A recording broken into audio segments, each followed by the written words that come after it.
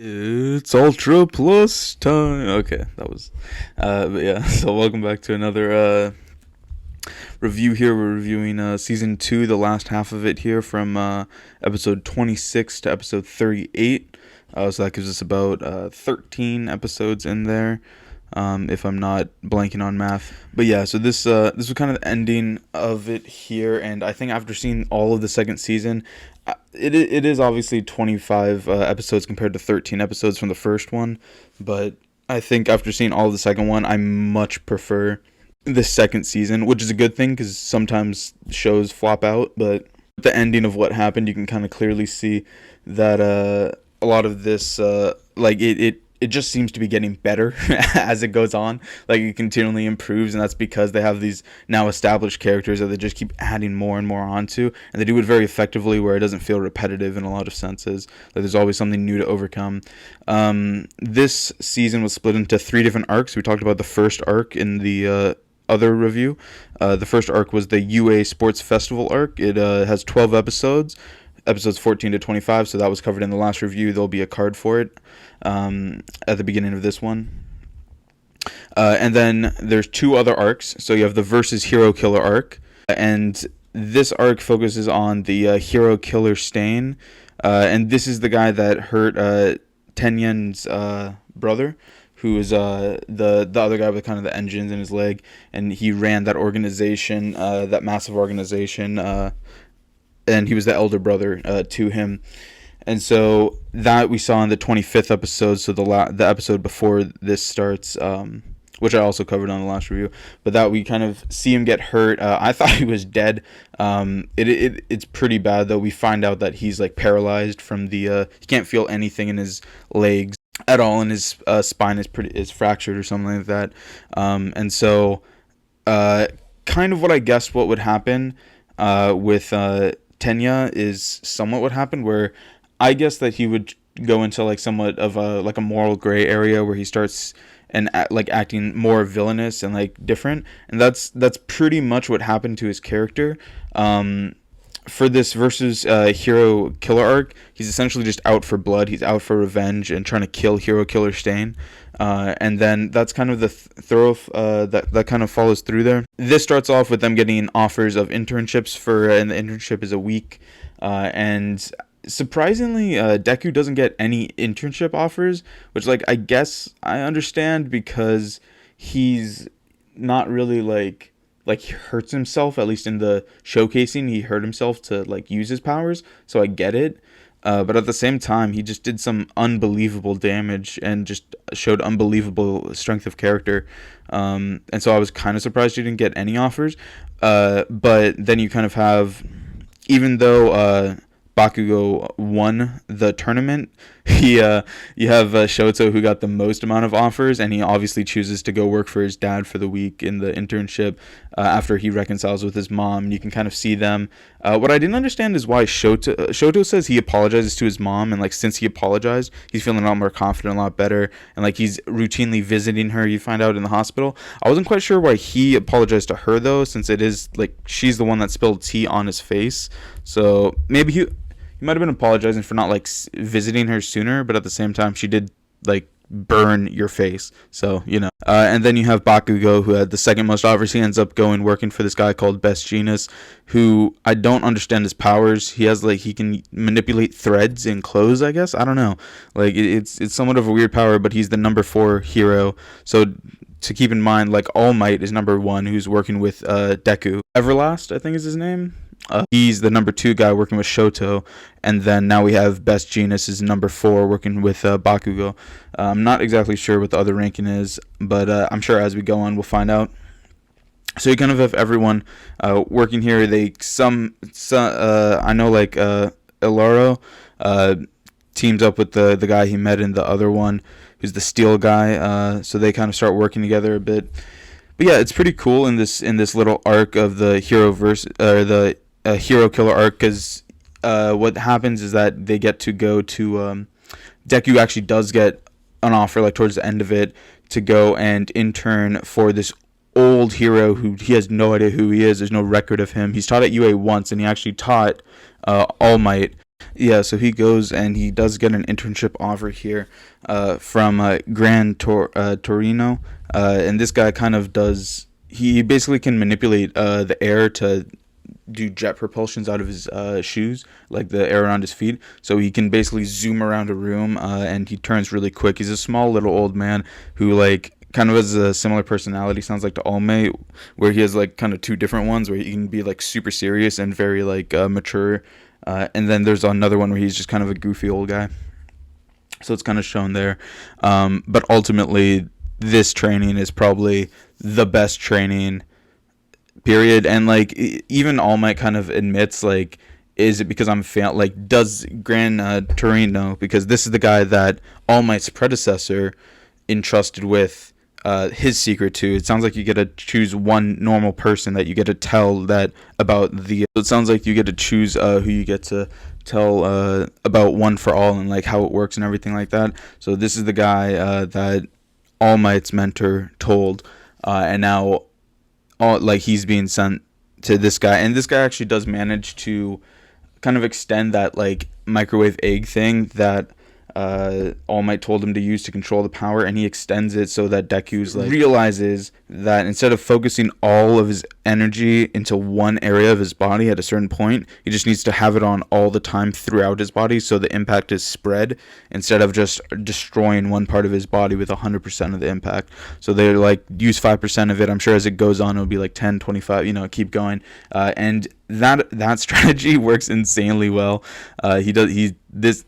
Now this is the point where Deku is really tough. Like he's jumping all over the place. He takes on some of Bakugo's moves and how he like flows throughout the air. So and it's actually essentially Tenya. So they choose all their hero names. Yeah. So essentially Tenya's brother asked him to carry the mantle of Ingenium because now he can't walk, like he's been crippled. And then Tenya at first is like, no, like, well, he doesn't say it to his brother, but when they choose their hero names, he just writes his name on instead of writing Ingenium. But then later when he actually confronts, he somehow finds he finds the hero killer Stain. I'm just gonna call him Stain from now on. He finds Stain in like an alley trying to kill one of these other like pro heroes called Native, and because it's interesting because Tenya actually got a lot of offers from like places to internship and everything like that, and he chooses kind of a random one that, and even the guy who was mentoring him says like, I was surprised that you chose us. Like that's kind of a random one to do, and he guesses it's because his brother was in that area and died. Like he knows why, and he tries to steer him out of it. He actually gives him beautiful advice where it's like, don't let vengeance consume you. Being a hero is not about how you can use your power for yourself. That's a villain's purpose. Being a hero is using your power for others and focusing on others and not being selfish with it, and how to save others always. And Tenya does listen to that, and for a moment it almost seems like it works, but then he flashes back to like he just has so much hatred in his heart. He doesn't know where to put the hatred towards, and so ultimately he does try to kill Stain, but that fails horribly, and he actually ends up like destroying both of his arms. Not destroying, but he like severely hurts both of his arms and like basically has him on the ground, and Stain's like, you're not a real hero, you're not a true hero, and tries to kill him. And then Deku out of nowhere, flying around, kind of just shows up because him and his mentor were on a train to go and like patrol one of these Nomus. Which what happens here is that the hand guy, the kind of evil guy, which his name, they say his name a bit more in here, I just don't know it, but he's like, he tries to recruit Stain, and Stain's like, no, you guys are crazy, like not crazy, but you guys like don't stand for anything, I'm not gonna follow you. And so he goes back to his city, and essentially the hand guy is like trying to kill him and cause chaos, and so he sends 3 Nomus after him and to ravage the city and everything like that. That causes so much chaos that you have all these heroes trying to quell it, and that's where his mentor, that's where Deku's mentor comes in, and like is like, Deku, stay in the train, keep going, I'm gonna go and try to find this. But then Deku like runs out and tries to help also, and he runs across Tenya, and he's like hopping around, and then all of a sudden out of nowhere he like smacks Stain in the face, and it's actually really sick. And we find out how Stain's power works, which I was trying to wonder why they were giving us. There's like these little title cards where they say the power and the name and like the affiliation and all this, and then the blood type, and I'm like, why does it matter what blood type they are? but it's because Stain's power works where he has to lick your blood. He has to like have some of your blood, and then he can immobilize you. Depending on what blood type it is, it lasts longer or shorter. It can last up to 8 minutes if you're, I think it's B type. If you're O type, which is what Deku is, it's like 2 minutes. It sounds like it's pretty quick, I guess.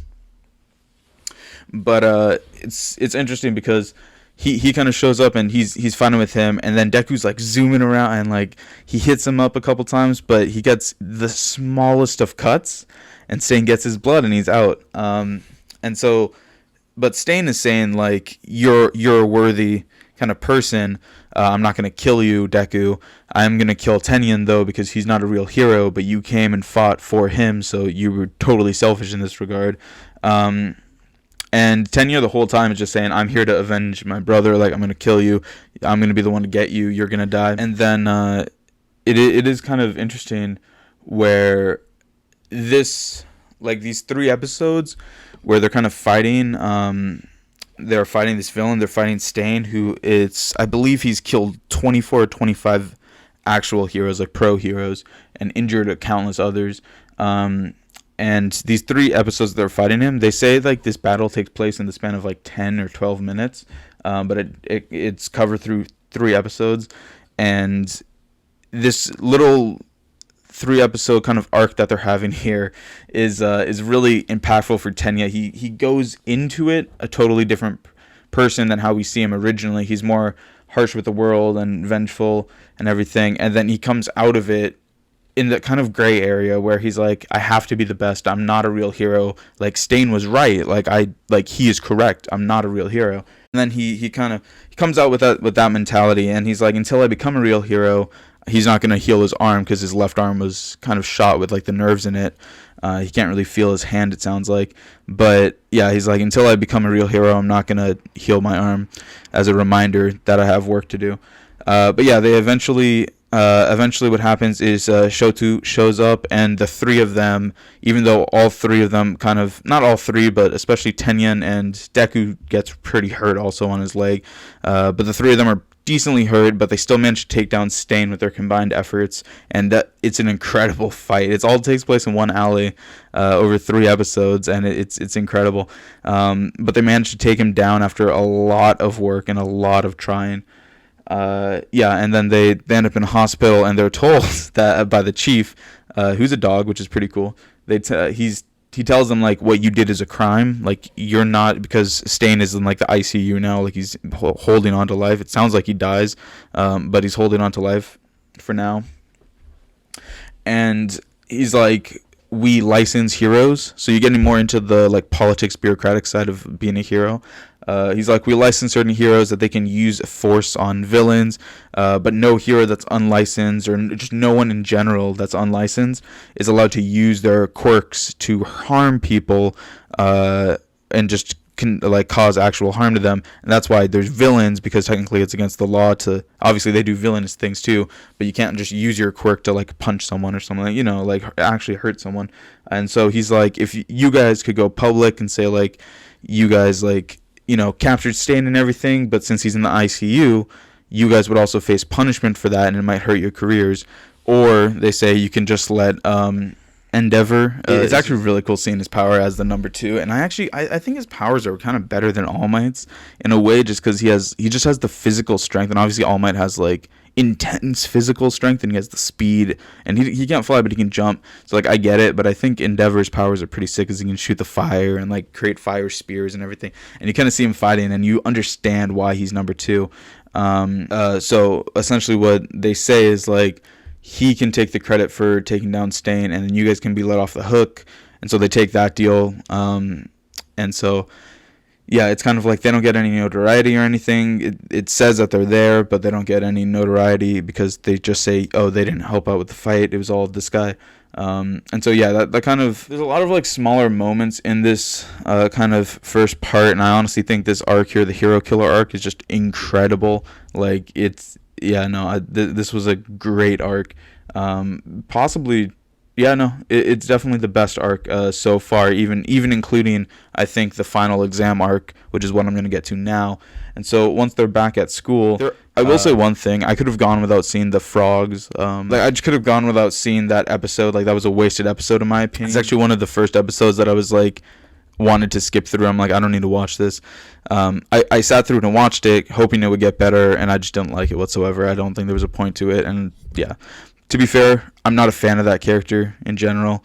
I don't understand it, but it's what they wanted to do. Style, like I don't know, like it's what they wanted to do, like quirk wise, which is kind of cool how they show that all these different quirks that everyone has and finds unique ways to give people quirks and like, oh, what can we do with that? But it just gets to a point sometimes where I'm like, this is so weird to have like a frog that can like, I don't know. Anyway, I'm harping on this too much now. It's very late, so that's why I think I'm rambling. But yeah.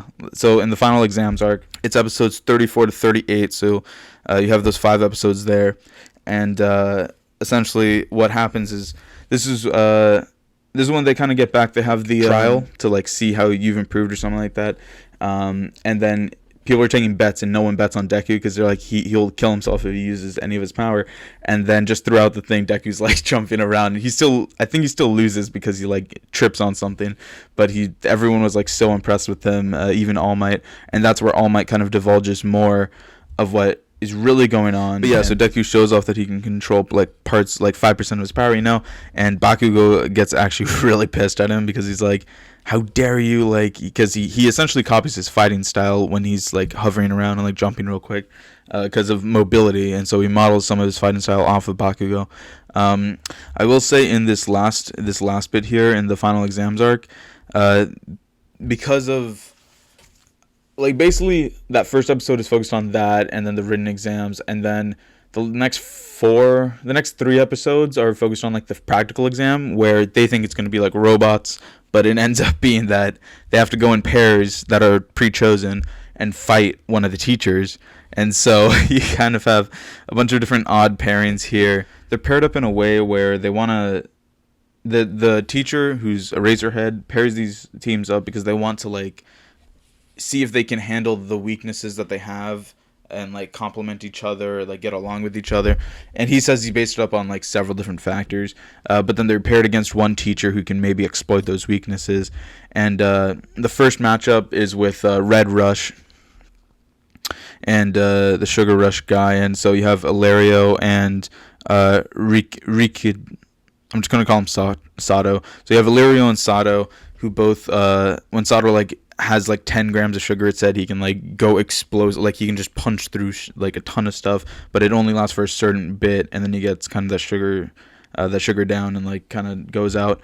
And so essentially they lose this fight to the cement guy, and it's because he just wears them out, like they can't get out of his cement trap. So that's the first one they lose, and everyone's kind of shocked that they lose. Next up, takes place in the next episode, but this is a fight with the Frog Lady, and I won't call her Frog Lady. I'll actually give her a name. It's Sue. So you have Sue and Tokoyami, who's the Raven guy with the like little helper, against Ectoplasm, who can make clones of himself, and they actually do win, and they win by capture, which is pretty impressive. So the ways to pass these final exams is either escape or capture the opponent. To capture, you just got to put a handcuff around a part of their body, it seems like. And so Tokoyami uses his Shadow Bird to put a handcuff around Ectoplasm's foot, and so that captures him, so they win. And then next up you had Tenya and Mashiro versus the Power Loader, and the Power Loader kind of like digs underground. Think of the Underminer in Incredibles. That's basically what the Power Loader is.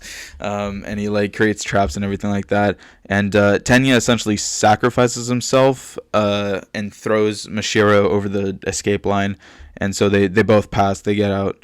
And then the next fight, which this takes place, I think in the same episode. These 3 fights take place in the same episode. You have Eraserhead versus Shoto and Momo, and so you have the Creator Girl and Shoto. You all know Shoto. He's Shoto, and essentially this is one where Eraserhead takes away their powers because he realizes Shoto is like he over relies on his powers too much, and he wants to get him in that kind of like a different mindset of how to fight. And then you have Momo, who he realizes just underestimates herself entirely after she lost in the sports festival. But yeah, so they actually do. This is maybe one of the better fights that happens, because they actually do work together decently well. Towards the end, to take down Eraserhead and like capture him, and yeah, it's pretty cool seeing Momo's power at work. And also Shota's always awesome to watch, especially after his like origin story and everything like that. And even before then, since he was on the screen, I've enjoyed watching like his character development and how he works. And then the next fight, which just takes place in the next episode here, is Ochako and Yuga, who still can't stand, but versus 13, who just sucks things. I don't really understand how this power is like super like helpful. Like I guess it's cool, like she has black holes, but still like I know it's used to like help in like relief efforts, but it was so weird because Ochako, who I'm just gonna call her by her hero name, called she's called Uravity, I think is what it is, like gravity, and then with the first letter of her first name, U. So Uravity and Yuga essentially are just chatting and holding on to the pole, not trying to get sucked into the black hole, you know.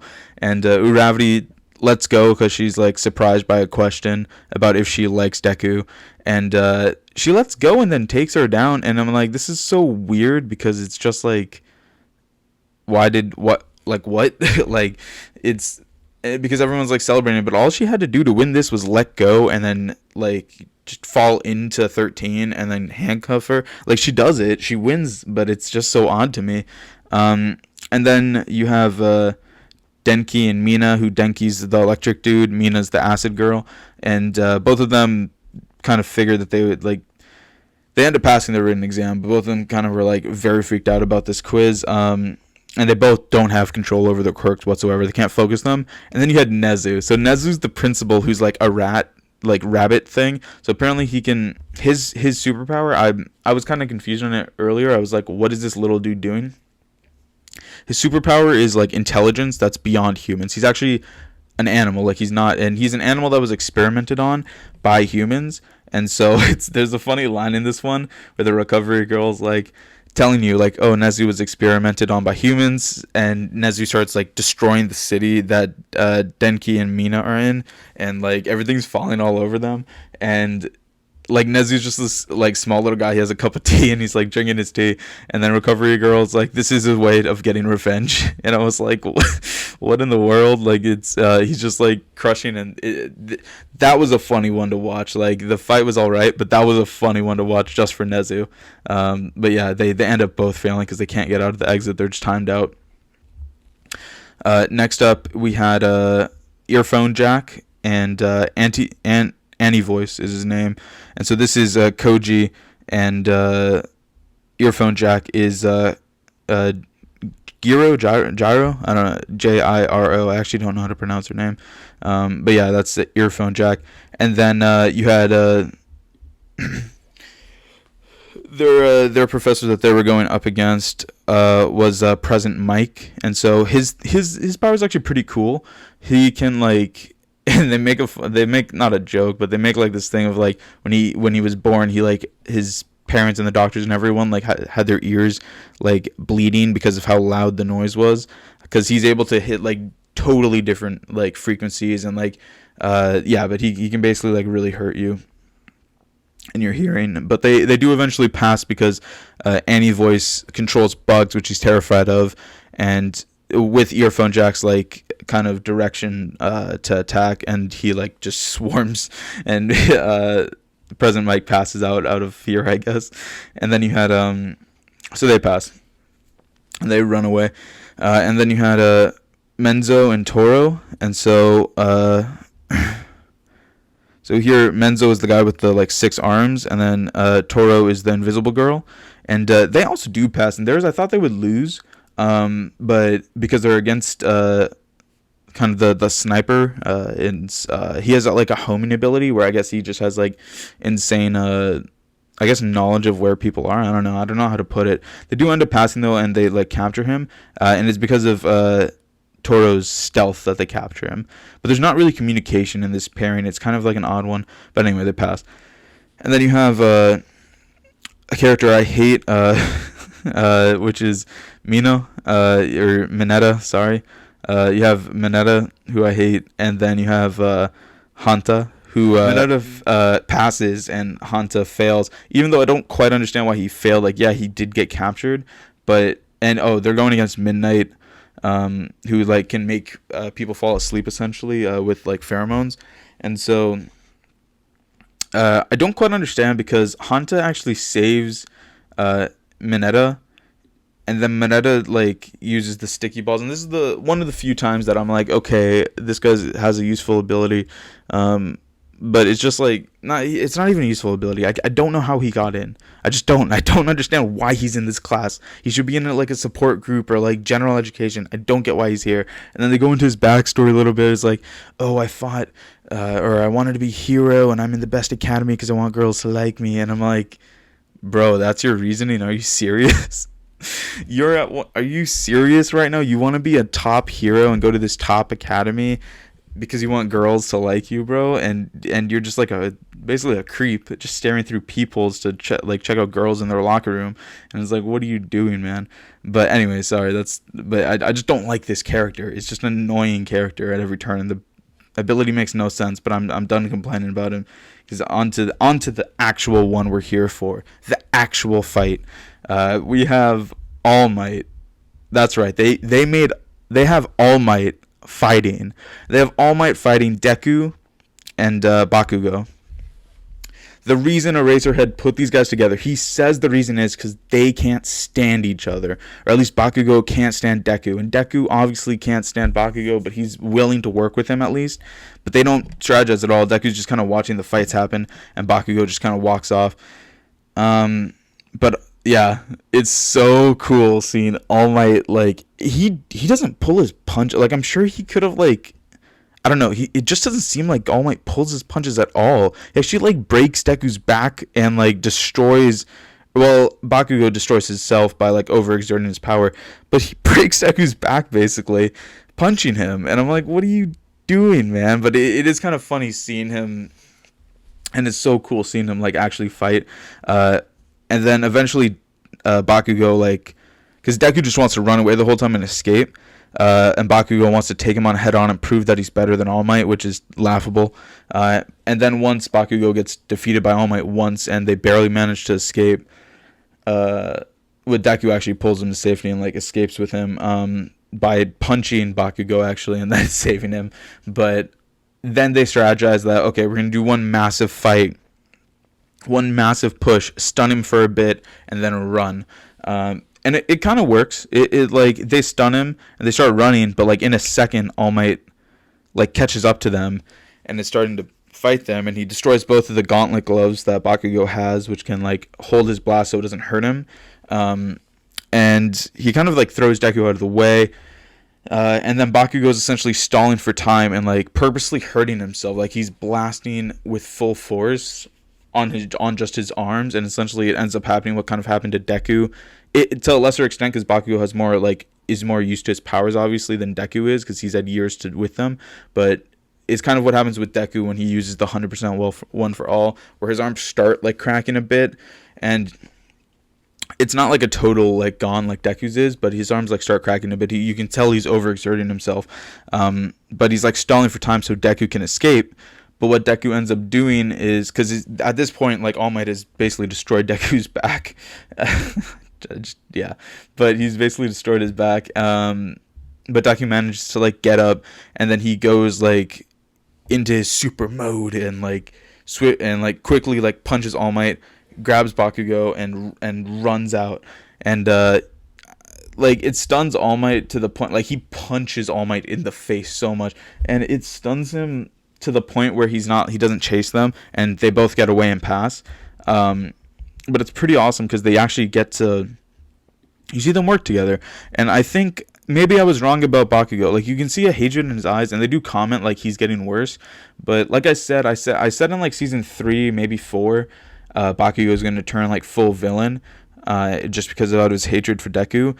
this might have been a turning point where maybe he's like, okay, he's not as helpless as I thought he was. But I just don't know. I think there's still a chance he might turn full villain here, just because they do keep hinting that he's getting worse and worse. But I don't know. I think Deku is pretty. I don't know how that relationship's going to go moving forward. They don't really touch on it after this, and so that'll be interesting to see in the third season what happens there. But you have all those fights, and then 5 people fail.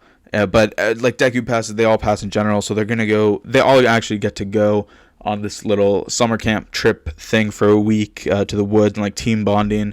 Just the 5 people that failed have like more stuff that they have to do on this trip, like instead of summer school, which isn't a bad deal if you ask me. But it's only for a week. But it's pretty cool. Like it's cool to see all these characters fight after they've had their like time training and internships and like after the sports arena, and now they're kind of fighting their actual teachers and seeing how they can strategize and work around their weaknesses.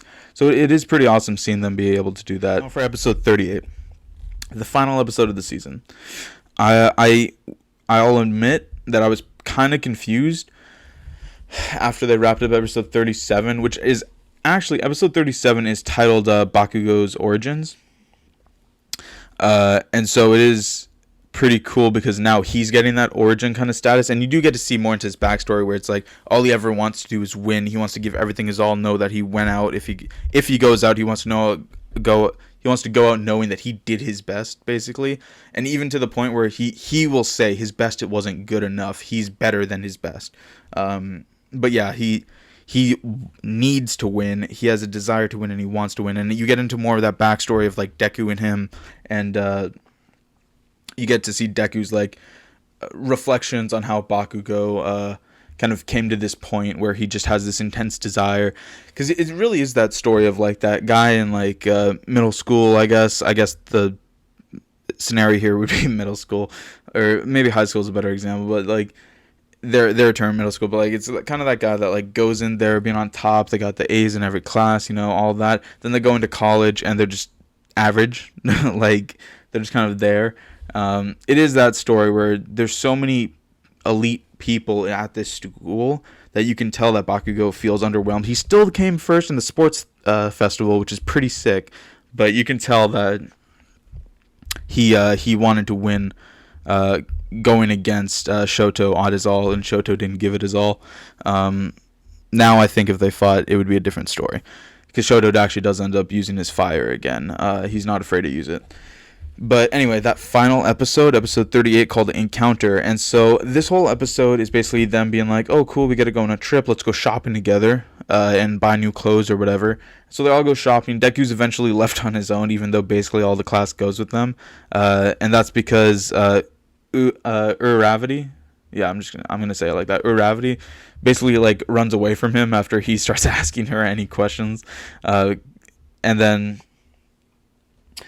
Deku's just kind of there, and the hand guy shows up without the hands, obviously, because that would be weird. But he has like a black hoodie on, and he like kind of walks up to him, puts his hand around his neck, and is like, don't move or I'll fry you. Like, you're disintegrated. I want to talk with you. And they chat and they go over like why is Stain so legendary? Because so Stain, like I said, is probably dead, and there's videos that came out about his ideology, and then the Villain League was essentially getting new recruits because they thought the Villain League and Stain were connected, even though they hated each other. And then the hand guy couldn't stand that people were coming to the Villain League because they liked Stain and not because they liked him, because he wants to be the head of it, even though he is the head of it and like he has final say and everything. But it's just one of those things that he wants people to be invested in him. And so him and Deku talk, and Deku says something I wasn't expecting, where Deku was saying like, the difference between you and Stain is that I don't understand you whatsoever. You don't have an ideology. I don't understand anything you do. With Stain, I don't like anything he did. Like, he went about everything the wrong way, but I understand where he was coming from. I understand his ideology. And so the hand guy is basically like, thank you, Deku, that's what I needed. And he formulates his own ideology.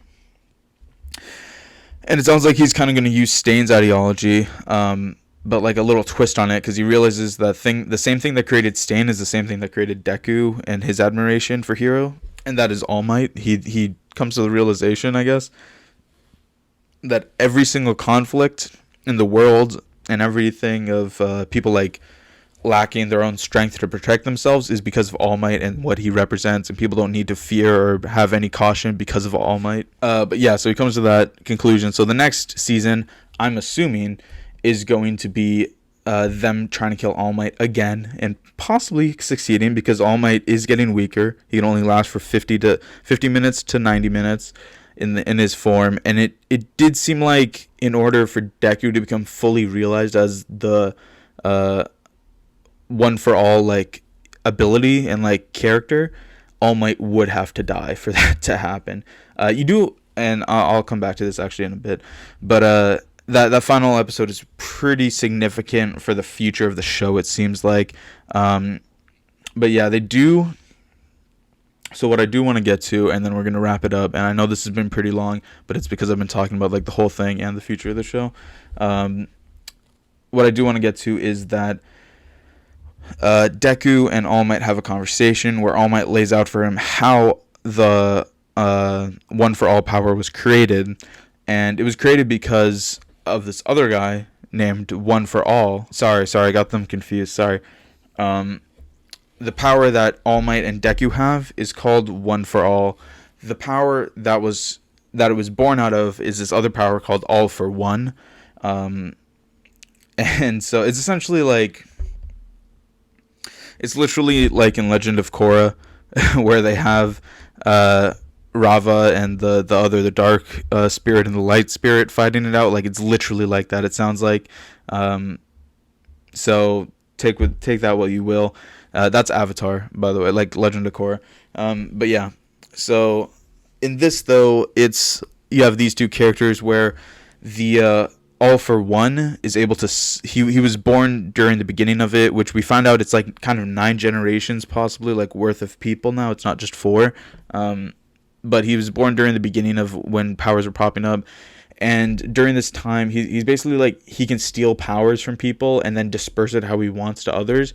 And so he essentially amassed a following by taking away powers, because people that didn't like the powers would follow him. And then he would he would coerce people to follow them by giving them powers, like certain powers, and then taking them away. He had a younger brother, and he gave his younger brother the power because they thought he was quirkless, so he gave him the power to absorb quirks essentially, and like pass them on it basically. And but they don't realize that he actually did have a quirk. It was just dormant and kind of useless, almost like you might want to call him a Deku, because he's useless, worthless. The power at least that he had. So it's kind of interesting that now Deku, who's our main character here, and we know becomes the most powerful hero of all time because he's telling the story, is also the same as what they thought this quirkless guy was at the very start of all this, which he wasn't actually quirkless, he just had a dormant power. And so it's interesting though. So essentially that's how it's born, is that his older brother gives him this ability to basically like absorb powers and then pass them on, and then he had his own power himself. So he just kind of kept, and that's how this all happened, he kind of kept just passing it down, and eventually it says that this all for One guy was still roaming around, and that's how All Might's mentor, that's how he died, is because both of them, it sounds like, and it sounds like All Might's friend as well, the like detective guy, but at least both of them, All Might and his mentor, went to fight the All for One guy, and his mentor died to him, and then All Might also got that wound from that guy, it sounds like, and then it like kind of festered. So it sounds like for 5 years there's been peace because they thought this All for One guy was dead, but what they set up, and what you see more about at the end, in the end credits scene of the 30th episode here, which is why I'm talking about it for so long, is that he's fully healed. He's still recovering, like, but his wounds are fully healed, but he's recovering like his strength and everything, and like his brain is like sitting in some vat, or not his brain, but a brain is sitting in some vat. And I'm assuming that's to be used for a Nomu, but he's basically the master that the hand guy has been talking with, and he's the guy that's been kind of running this whole villain league and like planning all this stuff. And so it's cool because you can see where this is going. And at that in the end credit scene, he is like, okay, finally this hand guy has an ideology. He has a belief that that aligns with mine. It's not just like I want to destroy anything that I don't like. And he's starting to recruit people and like actually have an ideology with recruiting them. And so he's very pleased, and he's like, I'm just gonna let him run things, and then if he needs my help or when he needs my help, I'll step in. And until then, I'm just gonna rest. And so he kind of does that, and yeah, it's I can't wait to see what happens in the third season and going forward, because they set up a lot, and I feel like that guy, the All for One guy, is going to be our series villain here, where he's going to kind of span over the series and like be the main guy that Deku eventually has to face, because All Might does say that you will have to face him at a certain point, and Deku's like, as long as you're with me, I can take him on. And All Might thinks it. He doesn't say it, but he thinks, I'm not going to be with you, because he's dying. And you can see that he's dying. He's literally coughing up blood every 5 seconds. So, yeah. But overall, I think that this season was so much better than last season. I already really like last season, but if the seasons continue getting better like this, it will definitely earn a top spot in my personal rankings and join the likes of like Avatar and like some of Game of Thrones and like that whole area with like Breaking Bad.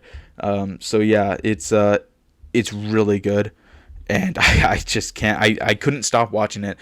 The reason I'm recording, I should have said this earlier, I've literally watched this whole season in a day. I recorded that first part thinking I was going to stop watching it, and then I just kept watching it because I was so hooked, and recorded the second part. So it's pretty late at night now, so that's why I'm rambling and like talking like this. But it's so good so far, and I hope you guys enjoyed it. If you haven't watched that second season yet, or at least the last half of it, highly recommend. I spoiled a lot more in this discussion than I normally probably would, because it's gone on for longer, but still watch it, because there's a lot of beats in them that I missed, or not missed, but like just didn't talk about, because I'm covering kind of like the overall basis of it. So yeah, I would definitely go ahead and watch that, even if you have already listened to this. But have a good one, guys. I'll see you later.